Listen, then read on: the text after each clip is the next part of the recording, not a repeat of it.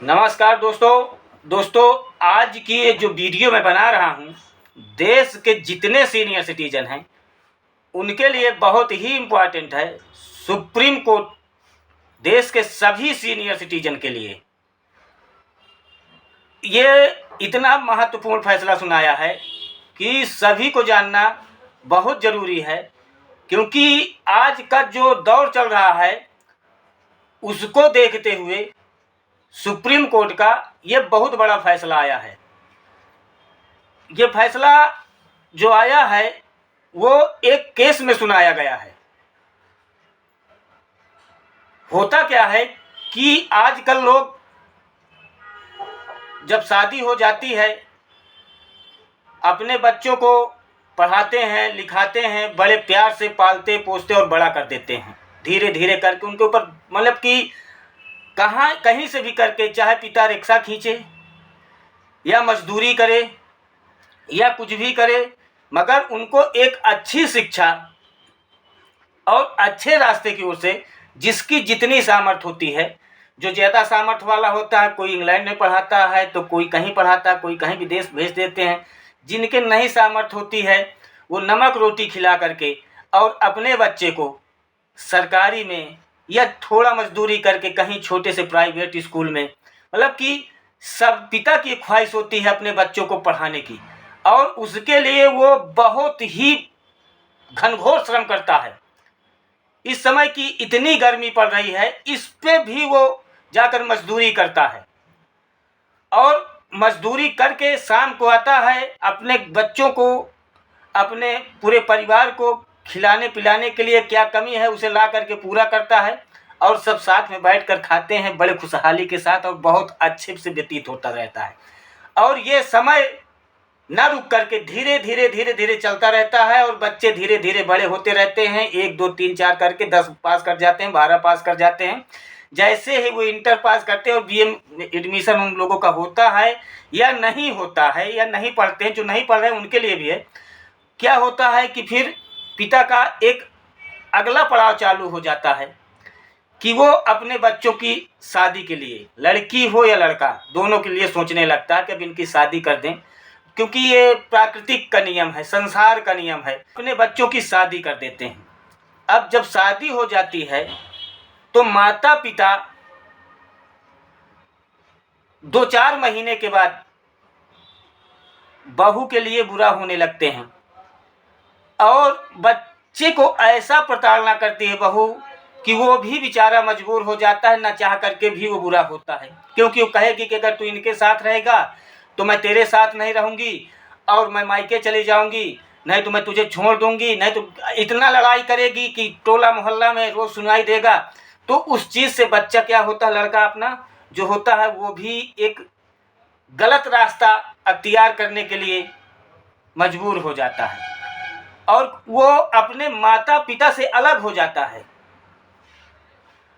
अपने माता पिता से अलग हो करके अपनी गृहस्थी देखता रहता है और इधर उसके माता पिता अपनी पूरी जवानी और जो बनी हुई संपत्ति है उनको भी बेच करके, बिगाड़ करके उनकी ज़िंदगी बना दी, पढ़ा लिखा करके हर एक प्रकार से उनको राइट कर दिया।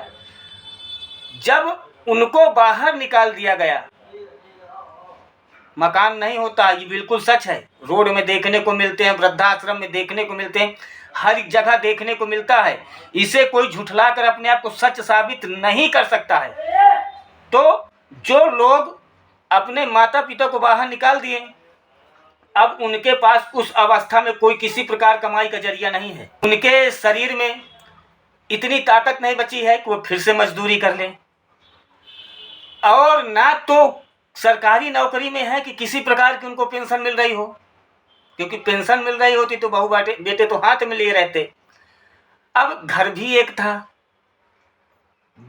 बेटा जवान है, बहू गड़बड़ है, मार के घर से बाहर निकाल दिए हैं, लड़ भी नहीं सकता है। अब वो दर दर की ठोकरें खाने को मजबूर हो जाते हैं। जब दर दर की ठोकरें खाने को मजबूर हो जाते हैं और वो लड़का अपने परिवार में मगन हो जाता है, अपने मोह माया में चलता रहता है। ठीक उसी प्रकार जैसे किसी के घर में मौत हो जाती है कुछ दिन मातम होता है, उसके बाद प्राकृतिक का नियम है कि आत्मा में इंसान को संतुष्टि मिल जाती है और वो फिर से अपने अपने कार्य में धीरे धीरे करके सुचारू रूप से चालू हो जाते हैं। अब वो तो अपना पौरुख है, हर एक प्रकार से कहीं न कहीं कमा खा के अपना गुजारा कर रहे हैं। इधर उन लोगों को क्या है जो घर से बाहर निकाल दिए गए हैं। इस चीज़ को देखते हुए एक माँ ने एक पिटीशन लगाई कि मेरी संपत्ति थी, मैं अपनी संपत्ति बर्बाद कर दी और आज मेरे पास कुछ नहीं है, अब ये मुझे देख रेख नहीं कर रहे मेरा। और इसी प्रकार एक पिटीशन और डाली गई एक पिता ने, मतलब माता पिता दोनों ने, मैं दोनों के एक में कर दिया, अलग अलग डाला गया है क्योंकि दोनों का कैटेगरी एक ही है। मैं यहाँ पे माता पिता दोनों को लेकर चल रहा हूँ, तो इसलिए दोनों कैटेगरी एक ही है। तो उसमें उनको वहाँ पे ये हुआ कि हम अपने लड़के को पढ़ा लिखा करके एक अच्छी पोस्ट पे नौकरी दिला दिए हैं। आज हमारे पास कुछ नहीं है गुजारा भत्ता के लिए, हम क्या करें, हम कहाँ जाएं। इस बात को देखते हुए निचली अदालतों से उसे हार मिली और आगे बढ़ा, फिर वो सुप्रीम कोर्ट पहुंच गया। जब ये मैटर सुप्रीम कोर्ट पहुंच गया, दोस्तों पसीना बहुत आ रहा है, वीडियो बना रहा हूं, चैनल को सब्सक्राइब करके वीडियो शेयर जरूर कर दीजिएगा और एक लाइक जरूर कर दीजिएगा अगर वीडियो अच्छी लग जाए तो क्या होता है कि वो जो पिटीशन पड़ती है वहाँ सुप्रीम कोर्ट में जो पहुँचता है मैटर, तो जब सुप्रीम कोर्ट में सुनवाई चालू होती है और वहाँ पे देखा जाता है कि एक पिता का संघर्ष भरा जीवन जो होता है शायद किसी का नहीं होता होगा, और आज वो अपने बच्चे को इतने अच्छी पोस्ट पे पहुँचा दिया है कि वो सरकारी सर्विस कर रहा है और पिता दो रोटी के लिए मुहताज है, कोई देख रेख करने वाला नहीं है। इस चीज़ को देखते हुए सुप्रीम कोर्ट एक सीनियर सिटीजन के लिए बहुत बड़ा अहम फैसला दिया जो पूरे भारतवर्ष में लागू कर दिया गया है। ये नहीं कि सिर्फ एक व्यक्ति के लिए, पूरे भारतवर्ष में लागू हुआ है। वो क्या लागू हुआ है कि एक एक्ट है सीनियर सिटीजन एक्ट, माता पिता सीनियर सिटीजन एक्ट भरण पोषण के लिए, उसमें धारा 23 ये दर्शाता है कि अगर कोई व्यक्ति अपने माता पिता का परित्याग कर देते हैं तो वो सज़ा के हकदार हैं, और अगर उनके माता पिता के पास कुछ भी नहीं है तो लड़के को हर महीना भरण पोषण के रूप में उनको गुजारा भत्ते के लिए पैसा देना पड़ेगा, और अगर वो परित्याग करते हैं तो लड़के को जेल भी जाना पड़ेगा। अब बात यहाँ पे रहती है कि गुजारा भत्ता कितना दिया जाएगा।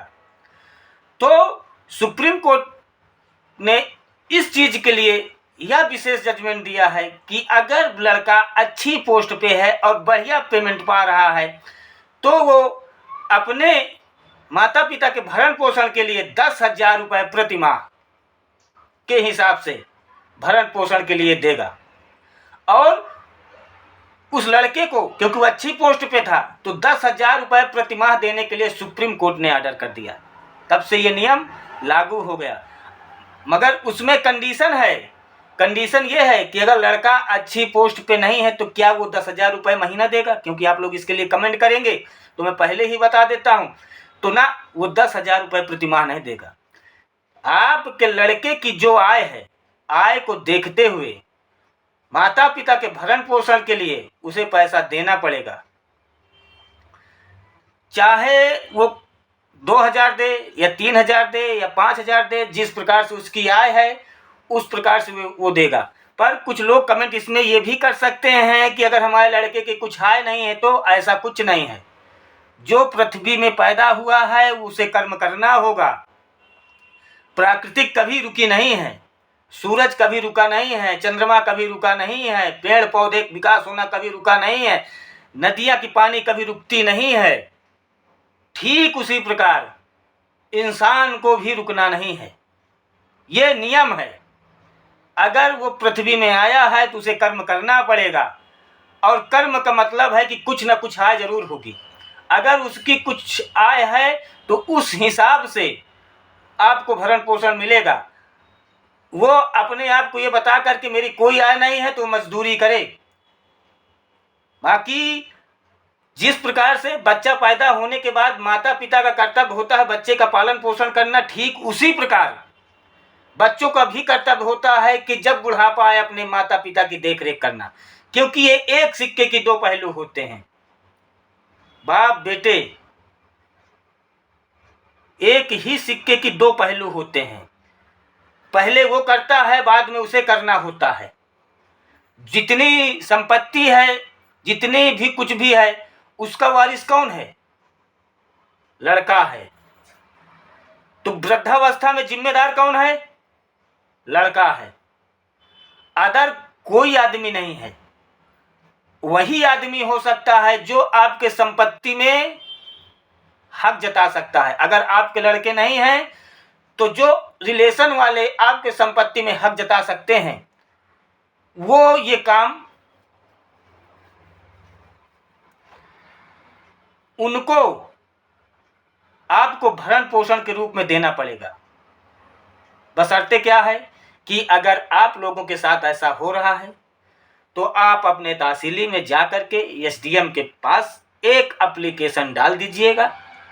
निष्कर्ष बता रहा हूँ, कहीं मिलने वाला नहीं है। इसके लिए आप कहीं जाएंगे तो आपसे पैसे की वसूली हो जाएगी, पर आपको कोई सही बताने वाला नहीं है। आप जा कर के एक एप्लीकेशन बनवाइएगा। एप्लीकेशन न बना सकें तो बताइएगा, मैं एक अलग से वीडियो बना दूंगा। और अगर नहीं तो वहाँ पे छोटे मोटे तमाम वकील बैठे रहते हैं, 10, 5, 20, 50 जो आप दे देंगे। एप्लीकेशन के लिए कोई जल्दी मना नहीं करता है, बहुत से होते मना भी कर सकते हैं, मैं इसके लिए बिल्कुल गारंटी नहीं दे सकता हूँ।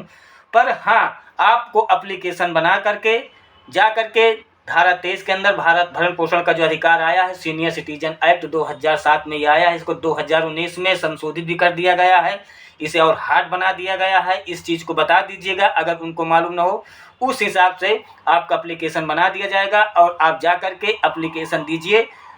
कुछ दिन के अंदर एक जांच आएगी, जांच में जो सही पाया जाएगा आपका पूरा निराकरण उसमें से हो जाएगा। और मैं इसलिए ये सारी चीज़ें बता रहा हूँ कि सीनियर सिटीजन के लिए मैं हमेशा वीडियो बनाता रहता हूँ।